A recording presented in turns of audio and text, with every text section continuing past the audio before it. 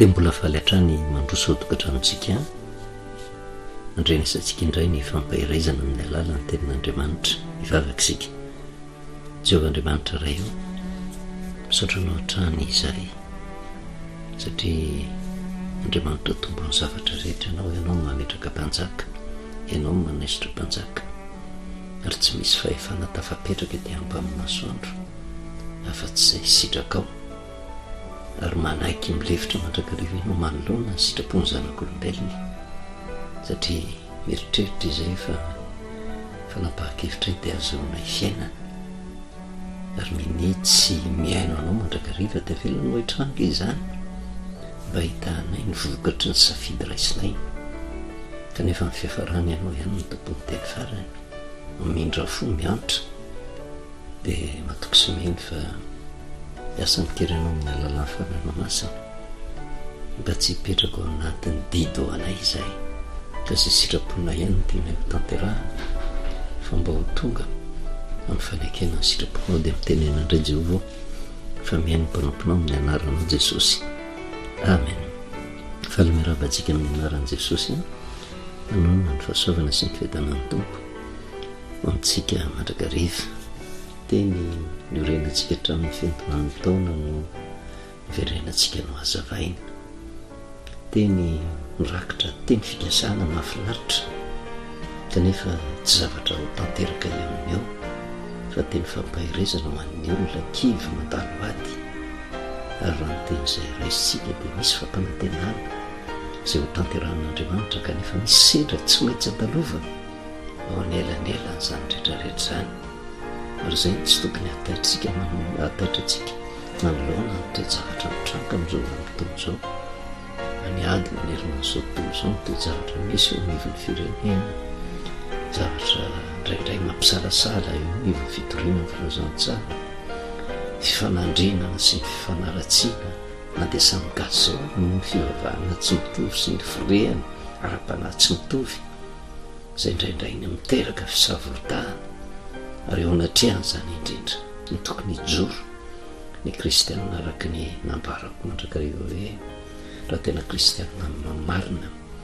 tsy hovariana hifamarina hiady hevitra na mizana miza, fa ny tena kristianina dia mijoro ho vavolombelona ary mampiseho eo amin'ny fitondran-tena, fa tena manana nan'Andriamanitra izy miaraka amin'ny manaiky ny fitantanan'Andriamanitra mandrakariva ary miandry ny vahaolana. Izay tanterahan'Andriamanitra. Exodosy 4:1-2 izay fanodresantsika hoe kivy ny zanak'Israely ary hatramin'ny Mosesy ihany koa tsy hitan'izay atao satria nanantena fa teo ny ao tonga dia handray fanapa-kevitra Jehovah, kanefa nifanohitra amin'izay fa notranga fa vao maika fampahoriana. Dia toraka izany koa nge-tsika amin'izao vanim-potoana izao hoe mandainga raha ilaza ka tena miadana sy mandry fahizantsika amin'izao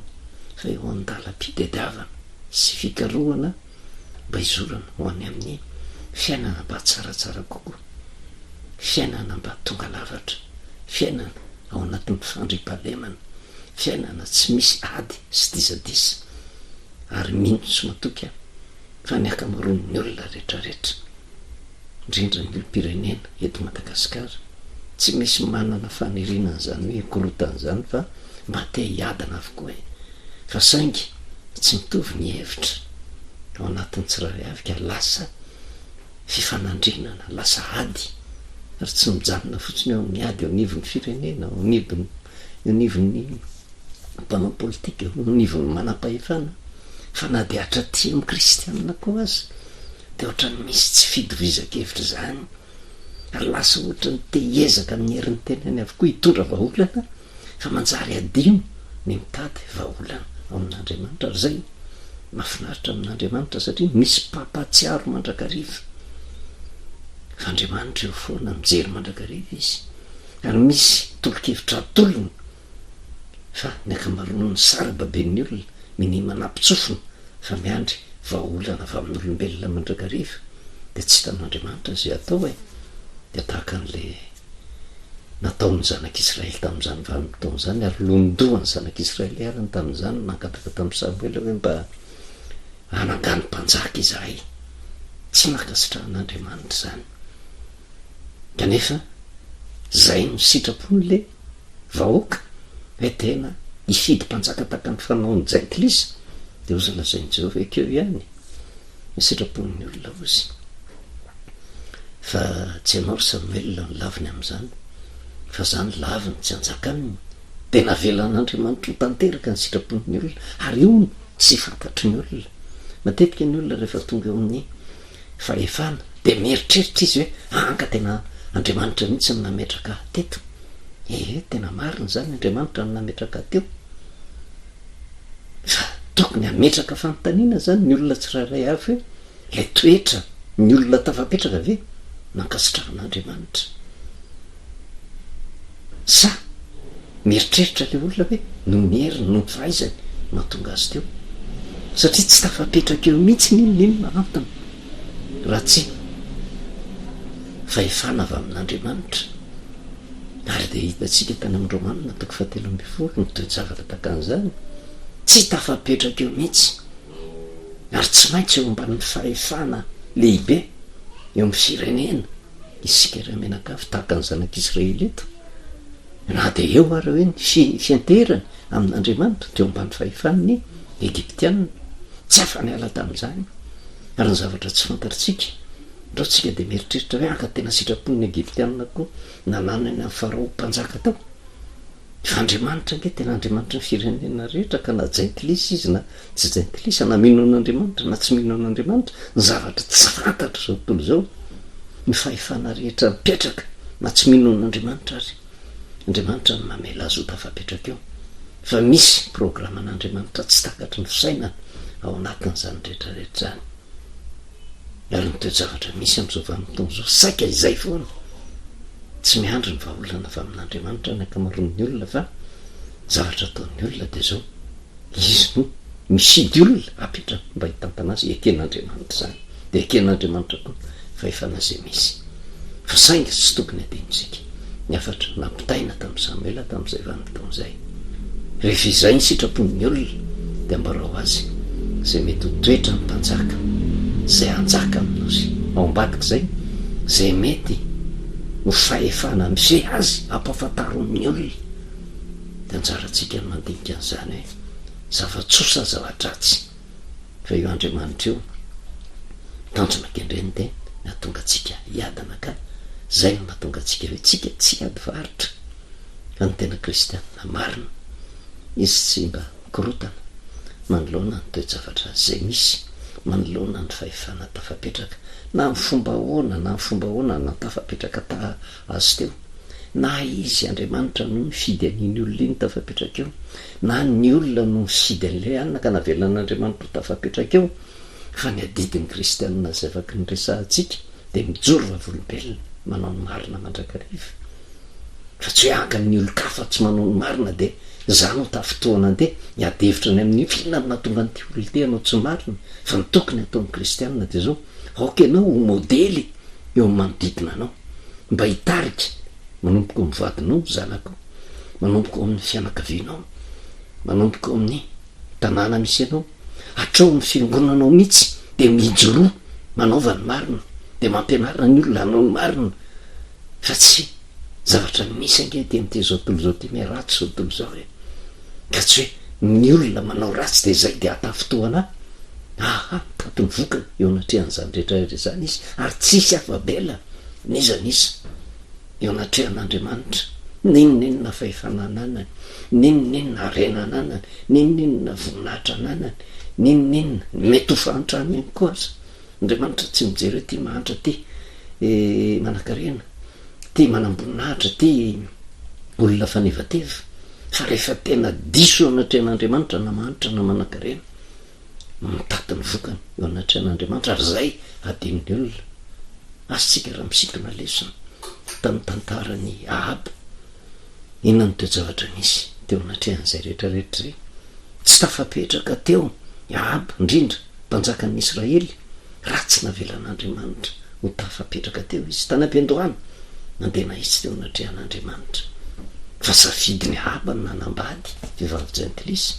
kanefa na izany ary zay ny safidiny de velan'andriamanitra ho tanteraka zany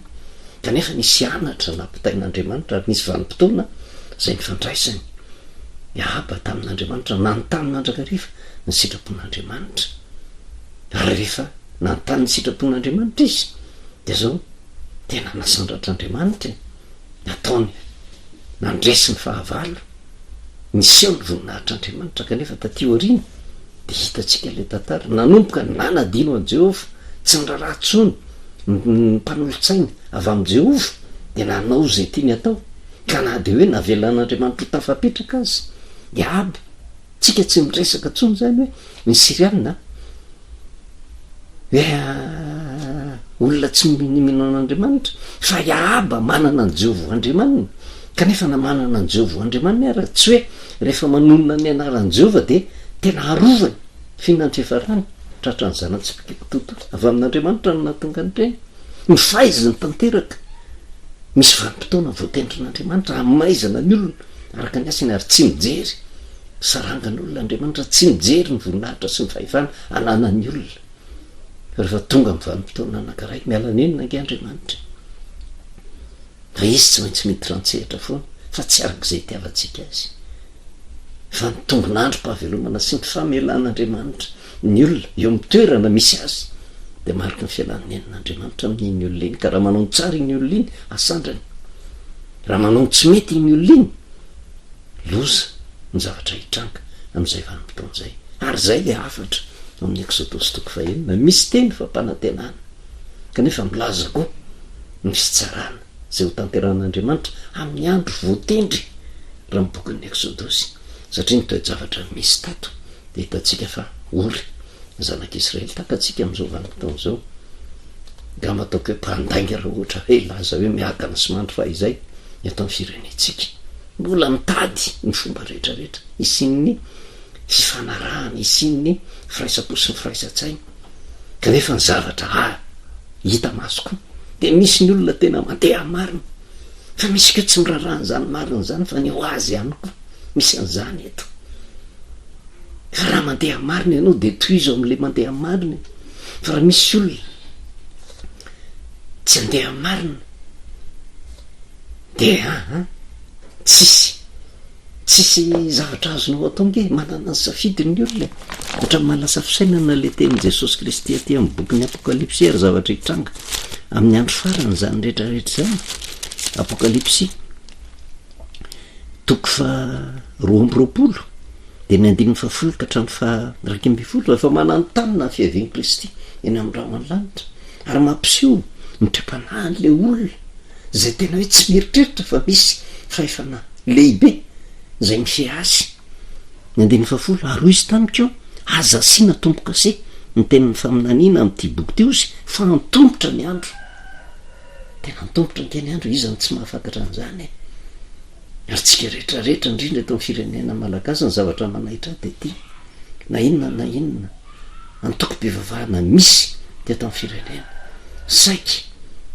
ny fahefana ny fandimby ny tatana ny firenena malagasy kristianina avokoa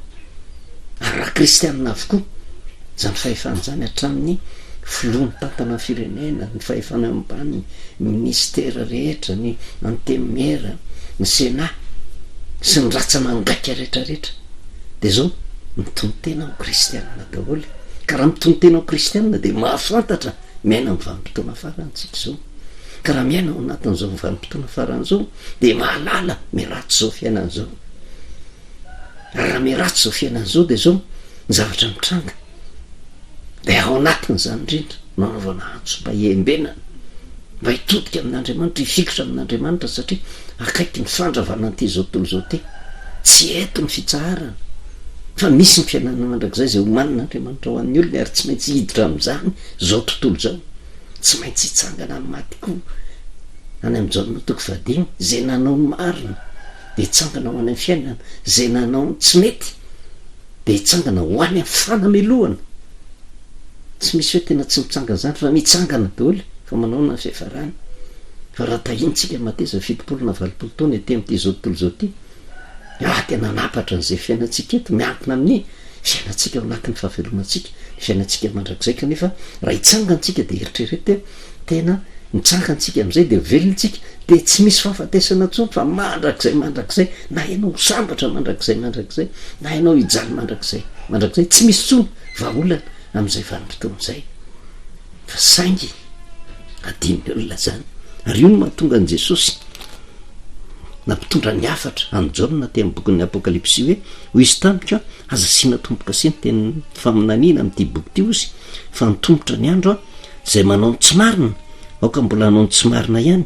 izy ary zay maloto aoka mbo hialoto ihany izy ary zay marina kosa aoka mbola hanao ny marina ihany izy ary zay masina aoka mbola hiamasina ihany izy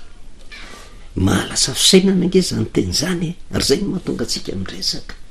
raha mijery ny Romanina toko 7:20 ny tsy ataotra fitotrana va no tianao zy ataovy zay ataovy ny marina manaova ny marina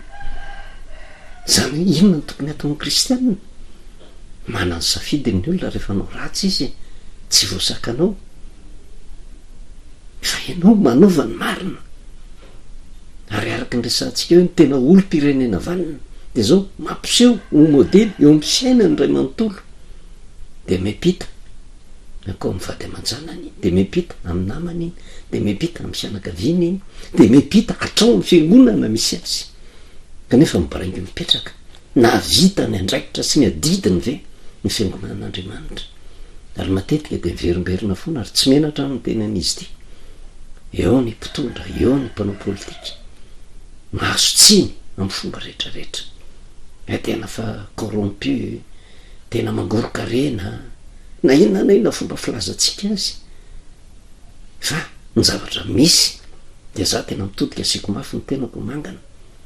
na andrainy andraiky ny vetsika fiangonana eo amin'ny fitaizana ny olo-pirenena satria reny olona mitondra ny firenen'ireny olona nivoaka tao anivon'ny fiangonana izy ka ny fitaizan'ny fiangonana azy no avoakany eo fa ny tena fiangonana marina de mitaizany vahoaka hoe tena isam-batan'olona manaovany marina fa tsy atohatra ary tsy asakana atsika ny mpanao ratsy satria miaratsy zao fiainana zao fa rehefa tena mitoro ny filazantsara tena mijoro ho modely manodidina tonga saina ny olona rehetra de miova tsikelikely fa raha ny tafapaka hatrany amin'ny fahefana zay misy ny tonga saina avokoa fa saingy tsy manome modely tsara isika kristianina eo anatrehan'izany rehetrarehetra zany manomboka amin'ny tenako zany fa ny tenin'Andriamanitra moa no manitsy ary zavatra takan'izany eo mahatonga fandraisan'Andriamanitra fanapahan-kevitra tao amin'ny tany Egypta tsy tonga de nitsoahana zanak'Israely satria efa tena ela be ngeny nanadino an' Jehovah ary vokatra ny fanadonana an' Jehovah sy ny ota zay nitanterahany na tonga fampahoriana azy satria tsy babo zany ange ny zanak'Israely tsy andevy izy ny tonga tao amin'ny tany Egypta tena fahasoavana ary raha natonga avany tao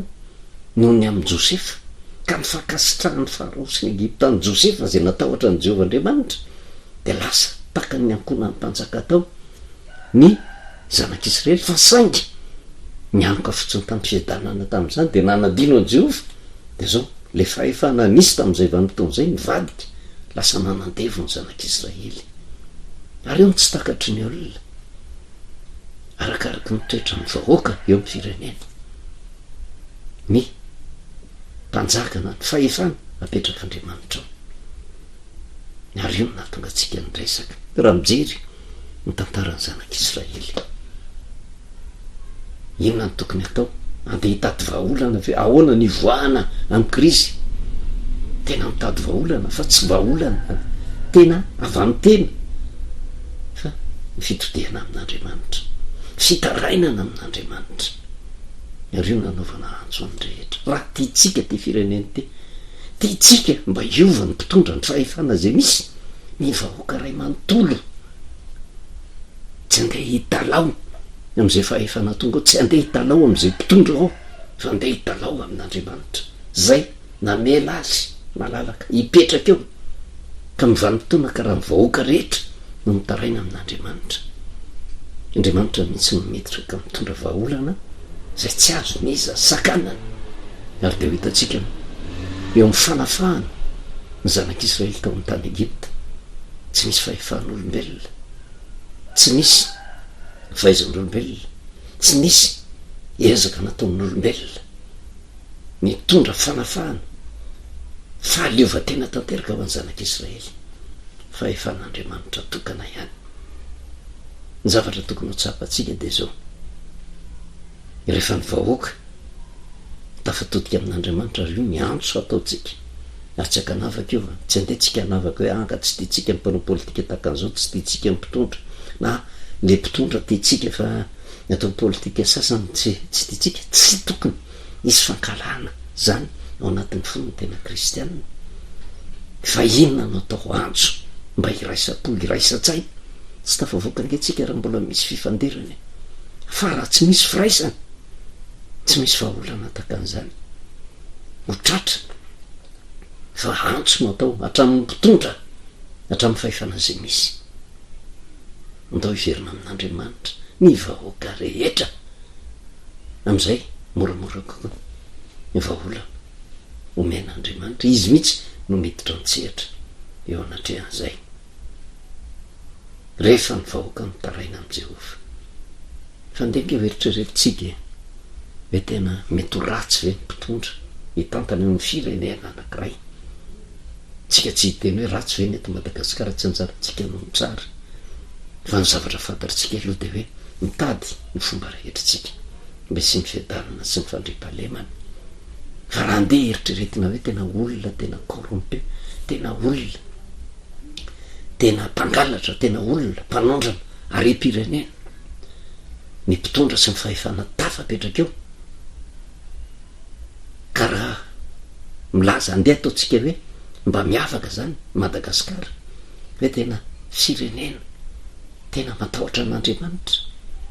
kanefa raha ohatra tsy mivavaka amin'Andriamanitra ny vahoaka rehetrarehetra, mahazo tombo ny mpanao ratsy. Mba halaifisika sara tsy aina, mahazo tombo ny mpanao ratsy, satria arakaraka ny toetra ny olona no ametrahan'Andriamanitra ny olona hitantana azy. Ka raha tsy tafavelona amin'Andriamanitra dia zao tena tombony ho an'ny mpanao ratsy, tombony ho amin'ny ny olona corrompu, tombony ho an'ny mpangalatra harem-pirenena. Mahazo tombony izy ety amin'ity zao tontolo zao ty, fa mandrakizay tsy mahazo tombony. Mba ho famaizana ny firenena, fa ndeha ho raisitsika ihany raha ohatra n'izany zany ny toetra ny mpitondra. Fa ohatra hoe ny vahoaka rehetrarehetra indray matahotra n'Andriamanitra, mitaraina amin'Andriamanitra ny vahoaka rehetrarehetra, mamahina ny fahefana izay mipetraka. Fa mihaino ny feon'ny vahoak'Andriamanitra, mihaino ny feon'ny vahoak'Andriamanitra. Kanefa tsika tsy any amin'ilay hoe andeha ka hangataka amin'Andriamanitra hoe mba hafaizo ny mpitondra. Fa ny afatra ataotsika dia zao: andao hoe ny mpitondra ny fahefana izay misy, ny vahoaka ray manontolo, atsaharo ny fifanderana, atsaharo ny fifankalana, atsaharo ny tsy fifankatiavana, atsaharo ny tsy firaisakiny, fa tahaka ny zanak'Israely ao anatin'ny fahoriana ny firenena. Andao tsika rehetra hiverina ho amin'i Jehovah. Fa na inona mety ho fahaizantsika, Ramosesy Ankenahay indrindra ny Egypta sy ny mpanolontsaina tony nahay fa tsy maino Andriamanitra. Fa rehefa Jehovah no miditra an-tsehatra, misokatra ny saina mampanahintsika dia manolo lalana tsika hoe ay miaraka amin'Andriamanitra tsotsotra ary mora azo ny vahaolana, ary mahavita ny zavatra tsy vita ny zanak'olombelona eo Andriamanitra eo. Antso natao satria ao anatiny miady Mosesy sy ny zanak'Israely, kanefa dia misy fitaizan'Andriamanitra, tsy tonga dia nafahany teo eo, fa misy fanamboaran'Andriamanitra mba hiorenany finoan'ny zanak'Israely aloha hoe misy zany Andriamanitra zany. Kanefa kosa tsy nanadino an'ny Farao sy Egypta izy, fa nampiseho fa misy zany Andriamanitra tantana ny zanak'Israely zany, ary ny tanjona ankendren'Andriamanitra mba hinoany Farao sy Egypta koa an'Andriamanitra. Dia eo no mizara roa: iny ve ny Farao sy Egypta? Ankatovy ny zanak'Israely. Fa Andriamanitra rehefa niteny anafaka izy, tanterahany zany teny zany, ary inoantsika fa ho tanterahany eto amin'ny firenena malagasy ny fanafahana, tsy arak'izay eritreretintsika azy, fa arak'izay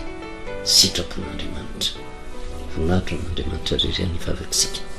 satria anao jevan'andriamanitra reny amin'ny teny mandraisa tonga taminay teny mamperitreritra teny